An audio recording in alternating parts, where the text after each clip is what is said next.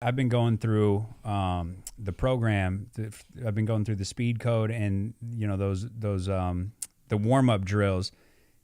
It just gets your hip flexors burning, and it just gets your your glutes and your hip stabilizer muscles and your feet stabilizers, and it's so important because I think a lot of us who don't have that foundation of sprint mechanics, you want to move with the quads, you want to move with the hamstrings. Right. You're not necessarily moving proximally closer to your core. Right. With your hips, you're moving more distally. And that's a huge mechanism of things like ACL injuries as well. Yep. If we can't get those hip flexors working, we're going to try to do hip flexion with the quads too much. Right. And so there's some huge injury implications there.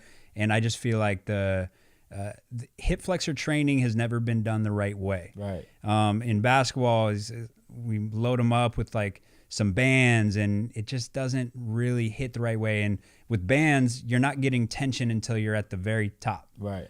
So you're strengthening that very top range, but you're not strengthening what's happening from bottom to top. Yeah. And then going through these sprint drills, I'm like, I'm getting the same burn in the hip flexors as I am with those band drills. Yeah. And this is actually more specific to what we're going through. Yeah. I see a lot of people load the mid thigh. And essentially what happens is now we're working a lot of rectus femoris. Mm-hmm. And when we think about lifting the knee, when athletes lift the knee, it actually pulls them into a tilt with the pelvis, and it pulls them out of position. Mm-hmm. As soon as that happens, you throw off every mechanism. You throw off your entire, technique is essentially posture. Yeah. Like that's all it is. Like when we do drills, it's literally cueing your posture and building specific strength. Right.